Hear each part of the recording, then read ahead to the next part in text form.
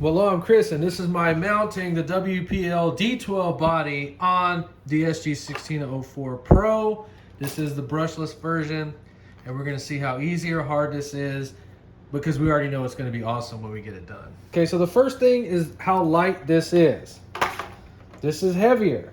So we went ahead and stripped out the cab, and you'll find out the main weight is in the floor of this bed. We went ahead and removed the little fenders. So it doesn't matter where the bed position ends up. We are going to end up cutting the floor out. We went ahead and removed everything up here because we might have to use these holes to make some type of bracket. What's cool is the fenders stick out wider than the wheels a little bit, so that is already going to look awesome. So the first thing we need to do is mount the cab. I am not using an interior, and I may not even use a windshield. So we're going to go ahead and clear the whole chassis. I would start with not cutting above the bed line. Another thing about the cab, do not ever in a million years cut these two little tabs off. That is what sets your bed height. We're gonna start right there because they do sell a tonneau cover. It is $20 plus shipping, but it will cover all that up if we need it. And I've decided that in the middle of this raised panel is where we need to cut on both sides. Look at it and look at it again, make sure you're comfortable with that. We're gonna go ahead and cut that out. Okay, so I'm gonna be using this on a Dremel. Do a practice cut first. Works really, really nice.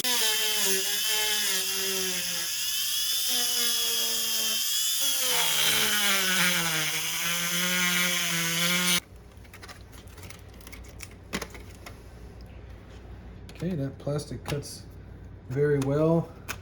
We're gonna be able to clean this up perfect. And we can do our first little test. Oh my God.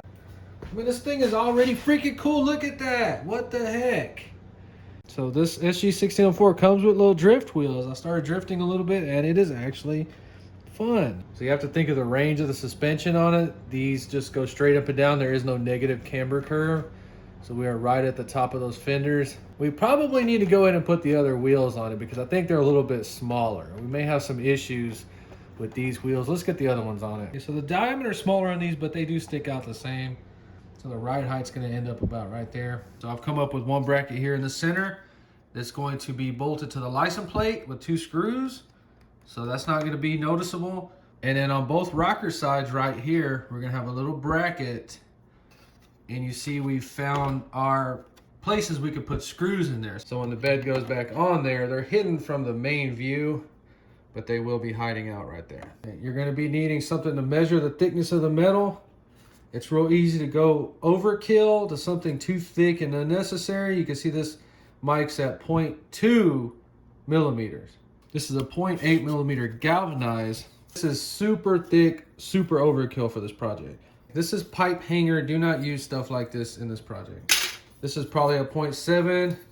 So an RC weight is the thing you always have to keep in mind. We don't want to weigh this thing down. So right now we have 0.2. It is strong, but it's a little flimsy. So I figured that we can double this up. The reason we went with thin is because to mount this body, I figured we'd go right under there. So cardboard and Sharpies are your best friend. We went under here like that, found the max. We got our first line right there. That's our depth. So all we do is double it, go ahead and cut a little bit extra off. Then our width, remember a little bit bigger. Simple as that. $5 straight edge. So I got the front bracket figured out. We have it folded over, so now it's double walled. And we roll that edge to keep it all together. We gotta go on the top one because that lower one's gonna show. So top one, and how that bracket is, it's gonna appear that the screws are license plate holding screws. Okay, we use this for the front because it does have a little bit of shock absorption in it. For the rear mounts, they don't. This is some 0.7 millimeter. It looks like zinc coated steel, super rigid. You can't really twist this at all. All we need is just that little bit right there for the mount. Dang, this stuff is strong. We're headed in the right direction. We may have to slice it and bend the whole tab over. Let me figure out what we end up doing. So we took a piece like this, we turned it into the bracket. So this is our driver's side bracket. Now we need to mirror it and make the passenger side. I mean, that took me like 10 minutes. We may have to cut this out off video with a real grinder. Okay. Okay, never mind. Look how easy this stuff breaks. That was awesome. Be careful with these. You can cut your finger right off. So the official screws are going in this license plate.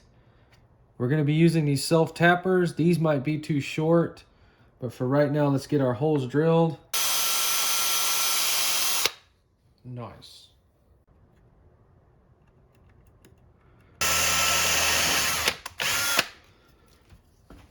So now we need to get the self-tappers in here. Be super careful. Back this up. You will slice your hand open with this. See what we're doing there. Oh. Okay, I always say a lot of things in my videos are not fun. This is fun, but the time goes by so fast when you do this. Bracket in there looking crooked as hell. What the heck? Good God, look how crooked this is. So use your brain. What do you do here? You elongate one hole, that one. And all the stuff in this video I have just laying around the house. I'm trying not to be like that anymore, but it sure is nice when you don't have to go to the store. And then 2 hours later, freaking look at this. It is so beautiful. I love it so much. Peek in there and see how we got that bracket. Looking good, position perfect. The back is just floating right now. We're gonna take our 2 brackets that we made, figure out how in the world to mount them to this rocker panel. We're gonna bring them back, adjust them out, and hopefully be able to screw right there perfectly. The bracket's done. You can see how we drilled into that chassis. That's where the hole ended up for the back.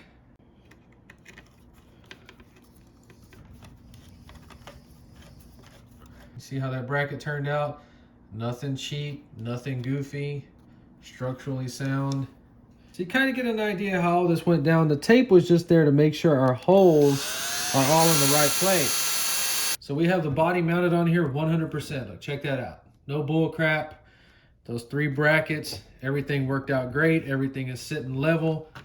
Let's get the bed on here. I have no idea on earth how in the world I'm gonna mount this bed, but we're gonna start by cutting the little shock tower area out first. What I've come up with is to completely clear the rear suspension, one big hole all the way up here to the motor so we can get some air. So we're leaving the access panel, not touching that in any way.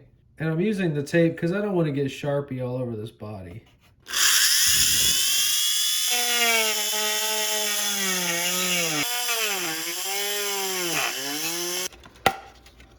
Look at that, beautiful. So moment of truth, we got the bed cut out. Is it going to hide those screws? Is it going to clear everything? And it does 100%. So the only issue is that when these springs are compressed, it does come down a lot and it will hit the bed like this. I am just going to leave it.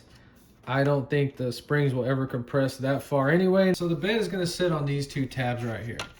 So we really just have to figure out the back part. So just behind the rear springs on the diffuser and the bracket, you can see some flat areas. We can use those. So the piece we cut out of the bed floor, and look on that rear diffuser, we can actually screw this right there and give us a starting point. Oh, right it in. Oh my God, look at that. What the frick? See a little platform in there? It's almost the right height. So the bed does rest on those tabs, but we're going to come in here with this piece and run it over that and give us a nice place to set the bed down to put 2 screws. So we're just going to use this 0.7 millimeter. We're going to wrap it around like a little square. Hopefully this isn't too heavy. Let me get this thing figured out. Super heavy duty bracket. If it's too heavy, cut it in half. The screws we're going to use, those 2 holes, are right there. It's going to work out perfectly fine. You see how we use those 2 screw holes? Fasten the bracket. Okay, so once we get the rear bracket and height adjusted, we're going to screw it down. And then with the scrap we cut out of the back, I figured we can use that for the spacer. So we're going to cut 2 strips out of this. So we're gonna be able to adjust the height like that or like that. Look at that, nail the height the first time. So once we get these cleaned up and neatly stacked, we're gonna put 2 screws all the way through there. So we drill the rear diffuser, put the old bed mount on there, stack the 2 strips. So we're gonna put them exactly in the same place. Okay, so we have it stacked and glued. All the brackets on here in the future will be taken off and painted black. So we drill those 2 in the rear diffuser. We're gonna use a little original D12 screws. So we're gonna go in and secure the side mounts. Done. So I decided to do this because this chassis from the SG-1604 is a little screwed up. You can see how it's sitting crooked. It's the suspension on it. It needs to be looked at. The body's sitting perfect on the chassis. It's the freaking wheels don't come down all the way. That one needs to be up a little bit. So we have everything mounted up. If I ever tell you the speed, it is the exact speed that we got with this GPS. See how we can mount it in there just like that. It is 6:47 p.m. It just got dark here in Houston. I apologize, we are not going to be able to take this outside because it is also rainy. I'm going to have a video as soon as I can, I promise you, of a test run and seeing how fast it goes. But it's just an SG-1604 right there, a brushless one. There should be tons and tons of videos on it already. But the point of the video is on how I converted it to give you some ideas, because this right here is 100 times cooler than this ever will be. And it's like 1,000,000 times better than this ever will be. So I'm left with this. It's brand new, never used. I can sell this.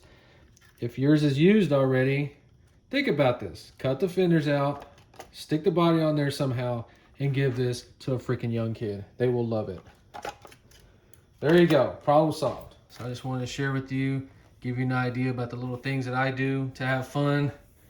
We will have many, many videos like this coming in the future.